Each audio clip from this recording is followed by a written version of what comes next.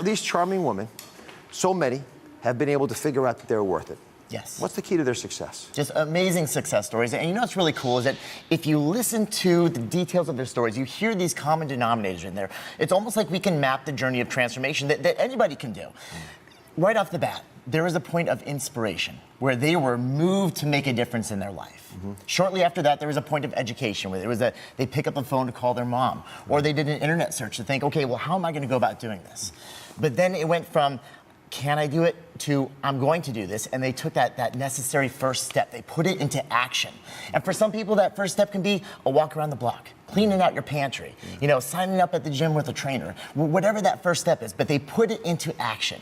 And then from there, this is the part that we haven't really gotten into quite yet, but then you'll also hear them talk about different goals that they set along the way and the rewards for those goals, because the reward isn't food anymore.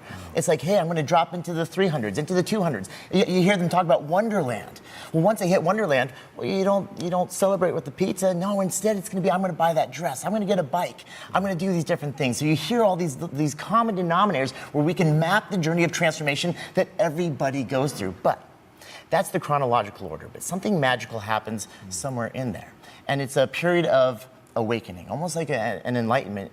And you'll hear them all talk about the point where they realize that they were 500 pounds or 400 pounds or 300 pounds for that matter, far beyond just liking food. They realized that there was an emotional connection to food, and they traced it back to events in the past and what triggers it now. So once they started to create that awareness, that's when everything really started to change, and it gave them a whole new sense of control. You think about this. Imagine being 500 or 600 pounds. Imagine being at that moment, looking up at the ceiling and wondering, what are you going to do? How does someone take that very first step? I get the rest of it. Once you started to prove to yourself, and we've heard this already, that I can do it, that's easy. But what about that first move? That first step, and it's so daunting because most of us are stuck by analysis paralysis. You're looking at this Mount Everest and you're thinking, there's no way I'm going to make it to the top. But as the proverb says, you know, the journey of 1,000 miles begins with that single step. And you know, like take Jenny for example, 509 pounds.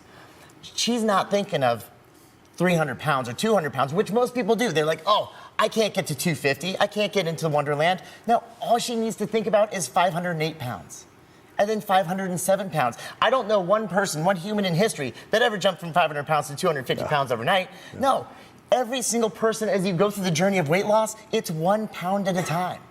And as long as you focus on that, sure enough, when you drop into the 400s, and then all of a sudden you pass through 350, and then all of a sudden, you know, you see 200, you know, you see a 2 as the very first number on that scale. It's these beautiful moments that you get to celebrate along the way. Be sure to subscribe to my channel so you don't miss anything. And remember to check back often to see what's new.